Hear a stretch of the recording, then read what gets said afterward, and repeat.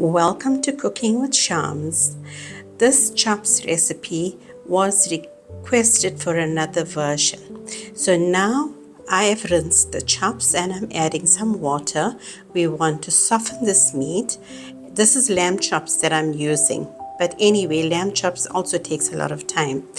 So we'll allow these chops to cook until partially tender. If you feel you have too much of water, remove the water and let it fry as you can see. Now I'm adding 2 tablespoons of ginger and garlic paste.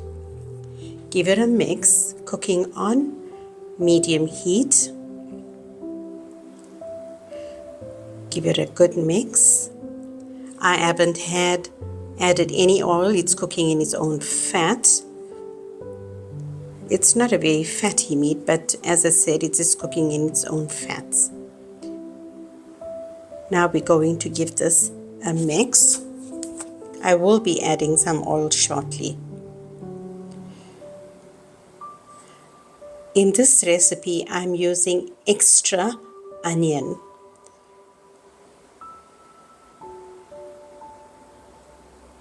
Now I added some oil. You can see me drizzling the oil. Give it a mix.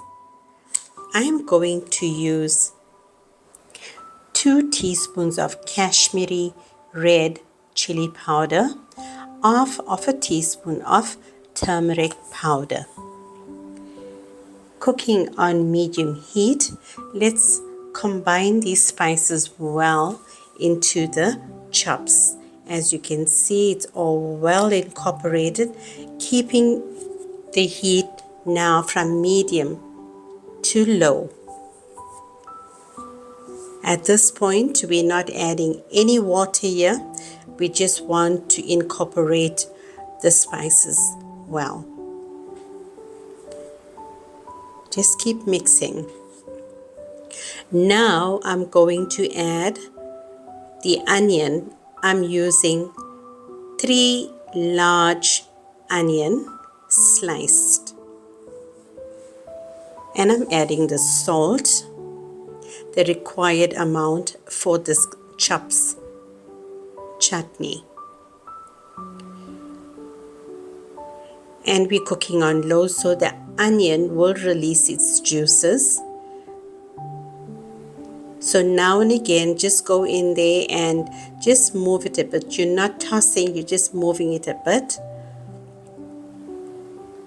Just the way I am working with this chops, just do the same. Take your time with this process, my friend. This is the most delicious curry. As you can see, the curry is almost done.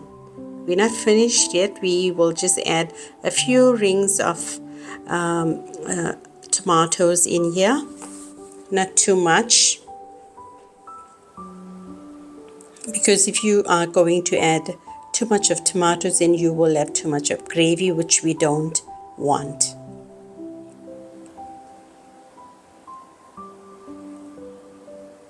Now I am adding some curry leaves and some green chilies here.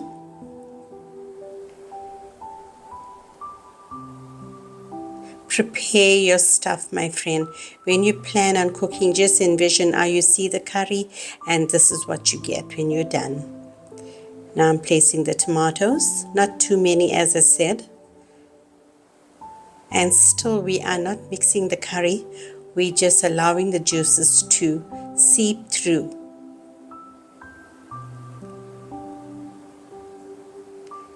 Just very gently, you are going to give it a slight mix.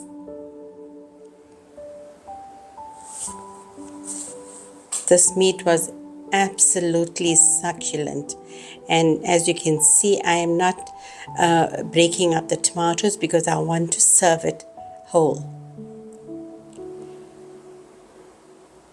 This paired so well with freshly cooked basmati rice or just plain bread. That is all you need. You can also, you want to make some mash, it's totally up to you, but this is a go-to for a quick meal. Thank you for watching, my friend. And to one of my audience, there's a recipe that you asked for. Thank you for watching. Bye for now.